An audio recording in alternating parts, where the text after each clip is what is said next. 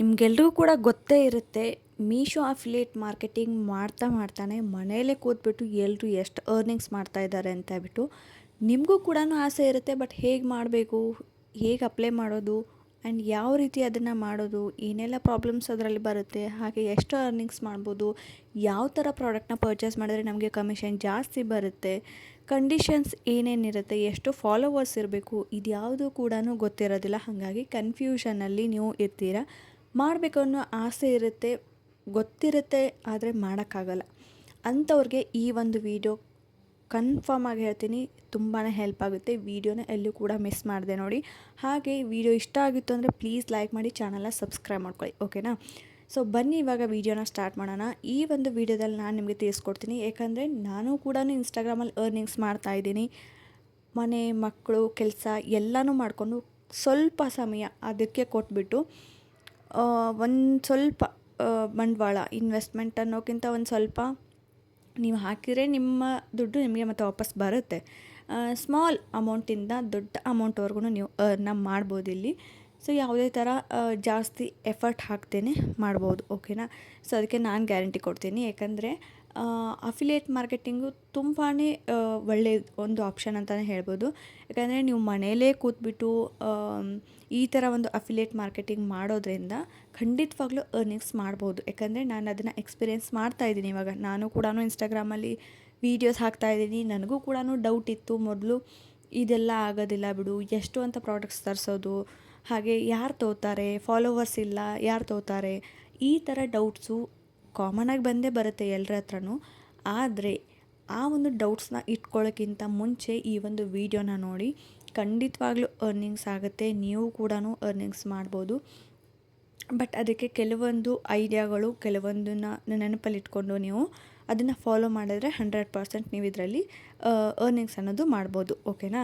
So ಹಾಗಾಗಿ ಇವತ್ತಿನ ಒಂದು ವಿಡಿಯೋದಲ್ಲಿ ನಾನು ಏನೇನೆಲ್ಲ ಎಕ್ಸ್ಪೀರಿಯೆನ್ಸ್ ಮಾಡಿದ್ದೀನಿ, ಹಾಗೆ ನಾನು ಹೇಗೆ ಅರ್ನಿಂಗ್ಸ್ ಮಾಡ್ತಾಯಿದ್ದೀನಿ ಅದನ್ನು ನಿಮ್ಮ ಜೊತೆ ಶೇರ್ ಮಾಡ್ಕೋತೀನಿ. ಸೊ ನಿಮಗೆ ಹೆಲ್ಪ್ ಆಗುತ್ತೆ ಅಂತ ಅಂದ್ಕೊಂಡಿದ್ದೀನಿ. ಹಾಗಾಗಿ ಸೊ ಬನ್ನಿ ಇವಾಗ ವಿಡಿಯೋನ ಸ್ಟಾರ್ಟ್ ಮಾಡೋಣ. ಸೊ ಅದಕ್ಕಿಂತ ಮುಂಚೆ ಇನ್ನೂ ಯಾರಾದರೂ ಲೈಕ್ ಕೊಟ್ಟಿಲ್ಲ ಅಂದರೆ ಪ್ಲೀಸ್ ವಿಡಿಯೋಗೆ ಲೈಕ್ ಕೊಡಿ, ಹಾಗೆ ಚಾನಲ್ನ ಸಬ್ಸ್ಕ್ರೈಬ್ ಮಾಡ್ಕೊಳ್ಳಿ. ಸೊ ನಾವು ಕೂಡ ಎಲ್ಲ ಟೈಮ್ ಕೊಟ್ಬಿಟ್ಟು ಇಷ್ಟು ಇನ್ಫಾರ್ಮೇಷನ್ನ ನಾವು ನಿಮಗೆ ಶೇರ್ ಮಾಡಿರ್ತೀವಿ. ಸೊ ನಿಮ್ಮಿಂದ ನಾವು ಬಯಸೋದು ಒಂದು ಸಬ್ಸ್ಕ್ರೈಬು, ಒಂದು ಲೈಕ್. ಸೊ ಇಷ್ಟೇ. ಸೊ ಅದನ್ನಾದರೂ ಫ್ರೀ ಆಗಿರುತ್ತೆ, ಮಾಡಿ ಅಂತ ಕೇಳ್ಕೊತೀನಿ. ಬನ್ನಿ ಇವಾಗ ವಿಡಿಯೋನ ಸ್ಟಾರ್ಟ್ ಮಾಡೋಣ. ನಾನು ಕೂಡ ಅಂದ್ಕೊಂಡಿದ್ದೆ ಇದೆಲ್ಲ ಆಗೋದಿಲ್ಲ ಬಿಡು, ಎಷ್ಟು ಅಂತ ಪ್ರಾಡಕ್ಟ್ಸ್ ತರಿಸೋದು, ಹಾಗೆ ಎಷ್ಟು ಅಂತ ದುಡ್ಡು ಇಟ್ಕೊಂಡು, ಅಂದರೆ ಪ್ರಾಡಕ್ಟ್ನ ದುಡ್ಡು ಕೊಟ್ಟು ತರಿಸೋದು, ಹೋಗಲಿಲ್ಲ ಅಂದರೆ ಪ್ರಾಡಕ್ಟ್ ಕಮಿಷನ್ ಬರಲಿಲ್ಲ ಅಂದರೆ ನಮ್ಮ ಕೈಯಿಂದ ಹಾಕಿರೋ ದುಡ್ಡು ವೇಸ್ಟ್ ಆಗುತ್ತಲ್ಲ ಅಂತ ಹೇಳ್ಬಿಟ್ಟು. ಹಾಗಾಗಿ ಆ ಥರ ಅಂದ್ಕೊಂಡು ಸುಮ್ಮನೆ ಕೂತ್ರೆ ಯಾವ ಕೆಲಸನೂ ಆಗೋದಿಲ್ಲ. ಇದು ಎಲ್ರಿಗೂ ಗೊತ್ತಿದ್ದಿದ್ದೆ. ಸೊ ಆಗೋದಿಲ್ಲ ಬಿಡು, ಇದೆಲ್ಲ ಆಗೋದಿಲ್ಲ, ಇದು ಎಲ್ಲರೂ ಮಾಡ್ತಾರೆ, ಇದನ್ನು ನಾನು ಮಾಡಿದರೆ ಇದು ಸಕ್ಸಸ್ ಆಗೋದಿಲ್ಲ, ಈ ಥರ ಒಂದು ನೆಗೆಟಿವ್ ಥಾಟ್ ಇಟ್ಕೊಳ್ಳೋಕ್ಕಿಂತ ಟ್ರೈ ಮಾಡೋದ್ರಲ್ಲಿ ಏನೂ ತಪ್ಪಿಲ್ಲ ಅಲ್ವಾ? ಸೊ ನೀವು ಟ್ರೈ ಮಾಡಿ, ದೊಡ್ಡದ ಕೈ ಹಾಕಕ್ಕೆ ಹೋಗಬೇಡಿ, ಜಸ್ಟ್ ಸ್ಮಾಲ್. ಇವಾಗ ಮೇನಾಗಿ ಯಾವುದರಲ್ಲಿ ಪ್ರಾಫಿಟ್ ಜಾಸ್ತಿ ಬರುತ್ತೆ ಅಂತ ಹೇಳ್ತೀನಿ. ಕಿಚನ್. ಸೊ ಆಲ್ಮೋಸ್ಟ್ ಎಲ್ಲ ಹೆಣ್ಮಕ್ಳು ಕಿಚನ್ನಲ್ಲಿ ಟೈಮ್ ಸ್ಪೆಂಡ್ ಮಾಡೋದ್ರಿಂದ ಕಿಚನ್ಗೆ ಬೇಕಾದಂಥ ಆ್ಯಂಡ್ ಟೈಮ್ ಸೇವ್ ಮಾಡುವಂಥ ಪ್ರಾಡಕ್ಟ್ಸ್ನ ಜನ ಇಷ್ಟಪಡ್ತಾರೆ ಆ್ಯಂಡ್ ಪರ್ಚೇಸ್ ಕೂಡ ಮಾಡ್ತಾರೆ. ಹಾಗಾಗಿ ಕಿಚನ್ಗೆ ಸಂಬಂಧಪಟ್ಟಿರೋ ಒಂದು ಪ್ರಾಡಕ್ಟ್ಸ್ ಆಗಿರ್ಬೋದು, ಅಥವಾ ಈ ಬ್ಯೂಟಿ ಪ್ರಾಡಕ್ಟ್ಸು ಕಡಿಮೆ, ಓಕೆನಾ? ಇಷ್ಟ ಇದ್ದವರು ಪರ್ಚೇಸ್ ಮಾಡ್ತಾರೆ, ಇಲ್ಲ ಅಂತಲ್ಲ. ಬಟ್ ನೀವು ಅದರಲ್ಲಿ ಕಡಿಮೆ ಪ್ರೈಸ್ ಇರೋದನ್ನು ತೊಗೋಬೇಕು. ಆ್ಯಂಡ್ ಇನ್ನೊಂದು ಏನಂದರೆ ಮಕ್ಕಳಿಗೆ ಹೆಲ್ಪ್ ಆಗುವಂಥ ಒಂದು ಪ್ರಾಡಕ್ಟ್ಸು. ಸೊ ಮನೆಗೆ, ಕಿಚನ್ಗೆ, ಮಕ್ಕಳಿಗೆ ಹೆಲ್ಪ್ ಆಗುವಂಥ ಪ್ರಾಡಕ್ಟ್ಸು 100% ಕೆಲವೊಂದು ಜನ ತೊಗೋತಾರೆ. ಸೊ ಸಾಕಷ್ಟು ಜನ ತೊಗೋತಾರೆ, ಯಾಕಂದರೆ ಮಕ್ಕಳಿಗೆ ಹೆಲ್ಪ್ ಆಗುತ್ತೆ ಅಂದರೆ ಯೋಚನೆ ಮಾಡ್ದೇ ತೊಗೊಳ್ತಾರೆ. ಈ ಡೈಲಿ ವೇರ್ ಡ್ರೆಸ್ಸಸ್ ಆಗಿರ್ಬೋದು, ಟೀ ಶರ್ಟ್ಸು, ಪ್ಯಾಂಟ್ಸು, ಇದೆಲ್ಲ ಕೂಡ ಮೀಶೋದಲ್ಲಿ ಸರ್ಚ್ ಮಾಡಿ. ನಾನು ನಿಮಗೆ ಏನು ಸಜೆಷನ್ ಕೊಡ್ತೇನೆ ಗೊತ್ತಾ? ಸರ್ಚ್ ಮಾಡಿ, ಮೀಶೋ ಆ್ಯಪ್ನ ಸರ್ಚ್ ಮಾಡಿ ನಿಮಗೆ ಒಂದು ಒಳ್ಳೆ ಕ್ವಾಲಿಟಿ ಪ್ರಾಡಕ್ಟ್ಸು ಸಿಗುತ್ತೆ. ಖಂಡಿತವಾಗ್ಲೂ ಮೀಶೋದಲ್ಲಿ ತುಂಬ ಒಳ್ಳೆ ಪ್ರಾಡಕ್ಟ್ಸ್ ಇದೆ, ಅದು ಕಡಿಮೆ ಬಜೆಟಲ್ಲಿನೇ. ಯಾವ ವೆಬ್ಸೈಟಲ್ಲಿ ಕೂಡ ಅಷ್ಟು ಕಡಿಮೆ ಬಜೆಟಲ್ಲಿ ಸಿಗೋದಿಲ್ಲ ನನಗನ್ಸಿರೋ ಮಟ್ಟಿಗೆ. ಸೊ ಮೀಶೋದಲ್ಲಿ ಅಷ್ಟು ಕಡಿಮೆ ಪ್ರೈಸು ಆ್ಯಂಡ್ ಗುಡ್ ಕ್ವಾಲಿಟಿನೂ ಕೂಡ ಇರುತ್ತೆ. ನೀವು ಸರ್ಚ್ ಮಾಡಬೇಕಷ್ಟೆ. ಸೊ ಸರ್ಚ್ ಮಾಡಿ ನಿಮಗೆ ಪ್ರಾಡಕ್ಟ್ಸ್ಗಳು ಸಿಗುತ್ತೆ. ಸೊ ಆ ಒಂದು ಪ್ರಾಡಕ್ಟ್ಸು ಜನಕ್ಕೆ ಹೆಲ್ಪ್ ಆಗಬೇಕು ಆ್ಯಂಡ್ ಪ್ರೈಸ್ ಕೂಡ ಕಡಿಮೆ ಇರಬೇಕು. ನೀವು ಒಂದು ತಿಳ್ಕೊಳ್ಳಿ, ಇವಾಗ ನಿಮ್ಮನ್ನೇ ತೊಗೊಳ್ಳಿ, ನೀವಿವಾಗ ಒಂದೇನಾದ್ರು ಪ್ರಾಡಕ್ಟ್ ಬೈ ಮಾಡಬೇಕು ಅಂದರೆ ಮೇಯ್ನಾಗಿ ನೀವು ಏನೇನು ಯೋಚನೆ ಮಾಡ್ತೀರಾ? ಪ್ರೈಸ್ ನೋಡ್ತೀರಾ, ತೊಗೋಬೇಕು ಅನ್ನೋ ಆಸೆ ಇದೆ, ಆದರೆ ಪ್ರೈಸ್ ಹೆಚ್ಚಿಗೆ ಇರಬಾರ್ದು, ಕ್ವಾಲಿಟಿ ಚೆನ್ನಾಗಿರಬೇಕು. ಸೊ ಇದೆಲ್ಲ ಕೂಡ ನಾವು ಅಬ್ಸರ್ವ್ ಮಾಡ್ತೀವಲ್ವ. ಅದೇ ಪ್ರೈಸ್ ಜಾಸ್ತಿ ಇತ್ತು ಅಂದರೆ ನಾವು ಖರೀದಿ ಮಾಡ್ತೀವಾ? ಇಲ್ಲ. ಅಥವಾ ಕ್ವಾಲಿಟಿ ಚೆನ್ನಾಗಿರಲಿಲ್ಲ ಅಂದರೆ ಖರೀದಿ ಮಾಡ್ತೀವಾ? ಇಲ್ಲ. ಸೊ ನಮ್ಮ ಥರನೇ ನಾವು ಏನು ಅಫಿಲಿಯೇಟ್ ಮಾರ್ಕೆಟಿಂಗ್ ಮಾಡ್ತಿರ್ತೀವಲ್ವ, ನೀವು ಅದೇ ಥರ ಯೋಚನೆ ಮಾಡಬೇಕು. ನಮ್ಮ ಥರನೇ ನನ್ನ ವೀಡಿಯೋ ನೋಡೋರು ಕೂಡ ಜನ ಅದನ್ನೆಲ್ಲ ಯೋಚನೆ ಮಾಡ್ತಾರೆ. ಸೊ ಹಾಗಾಗಿ ಕಡಿಮೆ ಪ್ರೈಸು ಇರಬೇಕು, ಗುಡ್ ಕ್ವಾಲಿಟಿನೂ ಇರಬೇಕು, ರಿವ್ಯೂ ಚೆನ್ನಾಗಿ ಬಂದಿರಬೇಕು. ಆ ಥರ ಒಂದು ಪ್ರಾಡಕ್ಟ್ಸ್ನ ಸರ್ಚ್ ಮಾಡಿ ವೀಡಿಯೋಸ್ನ ಮಾಡಿ ಖಂಡಿತವಾಗ್ಲೂ ಜನ ಇಷ್ಟಪಡ್ತೋತಾರೆ.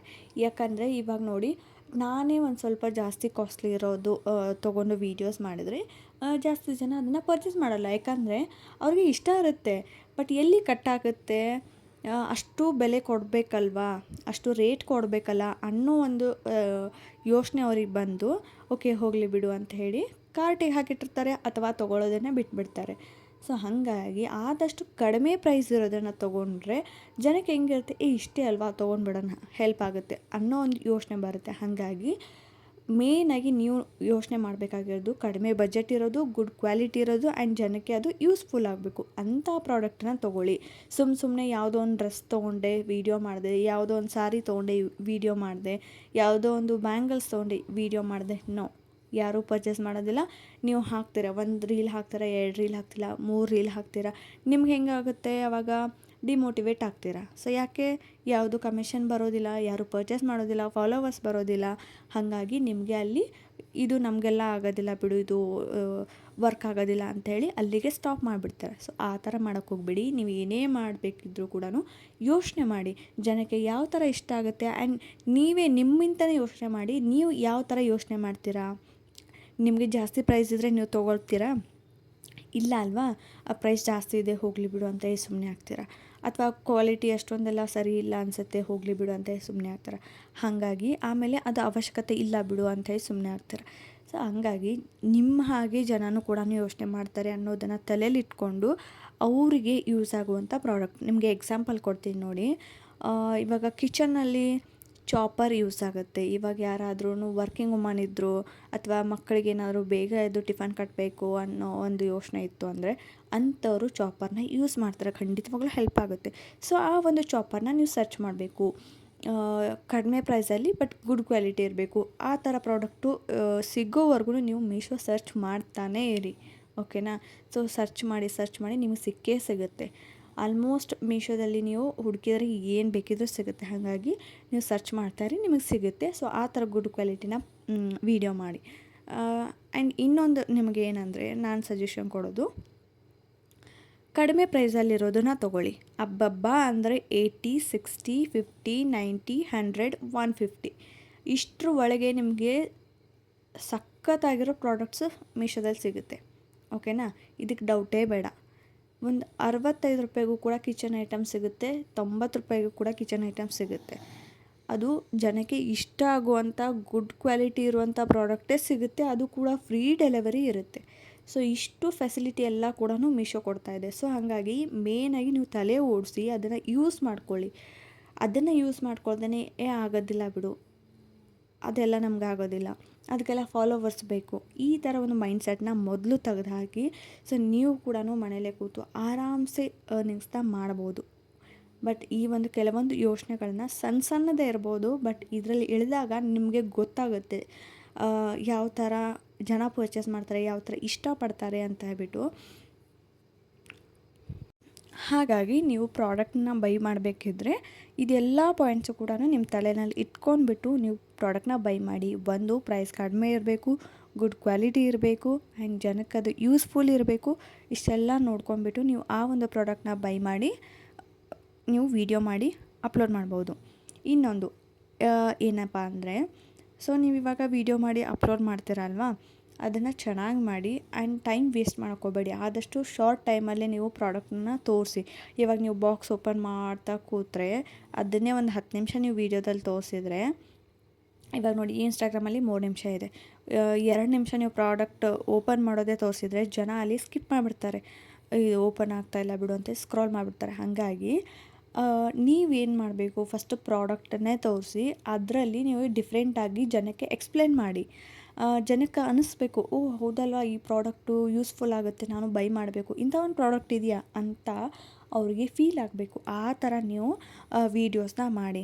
ಸೊ ಹಾಗಾಗಿ ಎಕ್ಸ್ಪ್ಲೇನ್ ಮಾಡಿದಾಗ ಜನಕ್ಕೆ ಒಂದು ಐಡಿಯಾ ಬರುತ್ತೆ, ಓಕೆ ನಾನು ಇದನ್ನು ತೊಗೊಂಡ್ರೆ ಯೂಸ್ ಆಗುತ್ತೆ, ನನಗೆ ಟೈಮ್ ಸೇವ್ ಆಗುತ್ತೆ ಆ್ಯಂಡ್ ಹೆಲ್ಪ್ ಆಗುತ್ತೆ, ಈ ಥರ ಅವ್ರ ಥಾಟ್ ಬರುತ್ತೆ.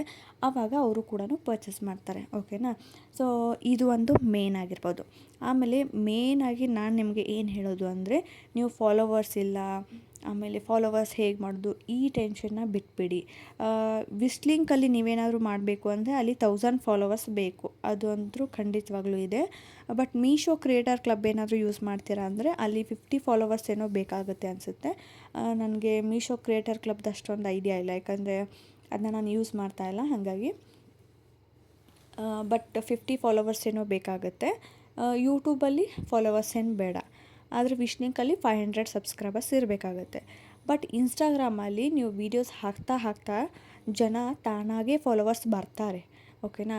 ಸೊ ನಿಮ್ಗೆ ಇನ್ನೊಂದು ಐಡಿಯಾ ಕೊಡಲಾ, ಈ ಥರ ಒಂದು ಮೋಟಿವೇಶನಲ್ ವೀಡಿಯೋಸ್ ಇರುತ್ತೆ ನೋಡಿ, ಆ ಥರ ವೀಡಿಯೋಸ್ ಹಾಕಿ ನಿಮ್ಮ ಒಂದು ಸ್ವಂತ ಕ್ರಿಯೇಟಿವಿಟಿ ಯೂಸ್ ಮಾಡಿ. ಇವಾಗ ಟ್ರೆಂಡಿಂಗಲ್ಲಿ ಏನು ನಡೀತಾ ಇದೆ ನೋಡಿ, ಆ ವೀಡಿಯೋಸ್ನ ನೀವು ಮಾಡಿ ಹಾಕಿ. ಆವಾಗ ನಿಮ್ಮ ಫಾಲೋವರ್ಸು ಆಟೋಮೆಟಿಕಲಿ ಗೇನ್ ಆಗ್ತಾರೆ. ಬೇಗನೆ ನೀವು ಫಾಲೋವರ್ಸ್ನ ಮಾಡ್ಕೊಂಬಿಡ್ಬೋದು. ಬಟ್ ಕನ್ಸಿಸ್ಟೆನ್ಸಿ ಮೇನ್ ಆಗುತ್ತೆ. ಯಾಕಂದರೆ ಕನ್ಸಿಸ್ಟೆನ್ಸಿ ಯಾವುದೇ ಆಗಿರ್ಬೋದು, ಯೂಟ್ಯೂಬ್ ಆಗಿರ್ಬೋದು, ಇನ್ಸ್ಟಾಗ್ರಾಮ್ ಆಗಿರ್ಬೋದು, ನೀವು ಕನ್ಸಿಸ್ಟೆನ್ಸಿ ಅನ್ನೋದು ಮೇಂಟೈನ್ ಮಾಡಿದರೆ ಫಾಲೋವರ್ಸು ಸಬ್ಸ್ಕ್ರೈಬರ್ಸು ಬೇಗ ಆಗ್ತಾರೆ ಆ್ಯಂಡ್ ರೀಚ್ ಕೂಡ ಬೇಗ ಆಗುತ್ತೆ. ಯಾವಾಗ ನಾವು ಡೈಲಿ ವೀಡಿಯೋಸ್ ಹಾಕೋದಿಲ್ಲ, ಒಂದಿನ ಬಿಟ್ಟು ಒಂದಿನ ಹಾಕ್ತೀವಿ, ಆವಾಗ ವ್ಯೂಸು ಡ್ರಾಪ್ ಆಗುತ್ತೆ, ಫಾಲೋವರ್ಸು ಬರೋದಿಲ್ಲ. ಸೊ ಮೇನಾಗಿ ಇದೆ, ಕನ್ಸಿಸ್ಟೆನ್ಸಿ ಬೇಕಾಗುತ್ತೆ. ಒಂದು ಟೈಮಿಂಗ್ ಇಟ್ಕೊಂಡ್ಬಿಟ್ಟು ಆ ಟೈಮಿಗೆ ನೀವು ಅಪ್ಲೋಡ್ ಮಾಡಿ, ಖಂಡಿತವಾಗ್ಲೂ ಫಾಲೋವರ್ಸ್ ಬರ್ತಾರೆ. ಓಕೆನಾ. ನೀವು ವೀಡಿಯೋಸ್ ಹಾಕ್ತಾ ಬನ್ನಿ. ಆ್ಯಂಡ್ ಇನ್ನೊಂದು ಏನು ನಿಮಗೆ ಅಡ್ವಾಂಟೇಜ್ ಆಗುತ್ತೆ ಅಂದರೆ, ನೀವು 150 ಒಳಗಡೆ ನೀವು ಪ್ರಾಡಕ್ಟ್ನ ತೊಗೊಂಡ್ರೆ ಅಲ್ಲಿ ನಿಮಗೆ ಇವಾಗ ಒಂದು ಪ್ರಾಡಕ್ಟು ಯಾರೂ ತೊಗೊಳ್ಳಿಲ್ಲ ಅಂದ್ಕೊಳ್ಳಿ, ಅಥವಾ 2 ಪ್ರಾಡಕ್ಟು ಯಾವುದೂ ತೊಗೊಳ್ಳಿಲ್ಲ ಅಂದ್ಕೊಳ್ಳಿ, 3ನೇ ಪ್ರಾಡಕ್ಟು ಕ್ಲಿಕ್ ಆಯಿತು, ತುಂಬ ವ್ಯೂಸ್ ಹೋಯ್ತು, ಅದರಲ್ಲಿ ಒಂದು 10 ಜನ ನಿಮ್ಮ ಪ್ರಾಡಕ್ಟ್ನ ತೊಗೊಂಡಿದ್ದಾರೆ ಅಂತ ಅಂದ್ಕೊಳ್ಳಿ. ಆ 10 ಜನ ಪ್ರಾಡಕ್ಟಲ್ಲಿ ನೀವು ಇಷ್ಟು ದಿನ ಏನು ಪರ್ಚೇಸ್ ಮಾಡಿರ್ತೀರ ನೋಡಿ, ಆ ಎಲ್ಲದರ ಅಮೌಂಟು ಒಂದೇ ವೀಡಿಯೋದಲ್ಲಿ ನಿಮಗೆ ಸಿಕ್ಬಿಡುತ್ತೆ. ಓಕೆನಾ. ಸೊ ಇನ್ನೂ ಎಕ್ಸ್ಟ್ರಾನೇ ಸಿಕ್ಕಿರುತ್ತೆ. ಹಾಗಾಗಿ ಲಾಸ್ ಆಗುತ್ತೆ ಅಂತ ಯೋಚನೆ ಮಾಡೋಕ್ಕೆ ಹೋಗಬೇಡಿ. ಒಂದು ವೀಡಿಯೋ ವೈರಲ್ ಆಯಿತು ಅಂದರೆ ನೀವು ಹಾಕಿರೋ ಬಂಡವಾಳ ಎಲ್ಲ ಕೂಡ ಅದರಲ್ಲೇ ಬಂದುಬಿಡುತ್ತೆ. ಅದಕ್ಕಿಂತ ಹೆಚ್ಚಿಗೆ ಬರುತ್ತೆ. ಯಾಕಂದರೆ ಇನ್ಸ್ಟಾಗ್ರಾಮಲ್ಲಿ ಹಾಕಿರೋ ವೀಡಿಯೋ ಒಂದು ಇಷ್ಟೇ ಟೈಮ್ ಅಂತ ಹೇಳ್ಬಿಟ್ಟು ಲಾಸ್ಟ್ ಅಂತ ಏನಿಲ್ಲ, ಅದು ಹಾಗೆ ನಡೀತಾನೆ ಇರುತ್ತೆ, ವ್ಯೂಸ್ ಬರ್ತಾನೆ ಇರುತ್ತೆ.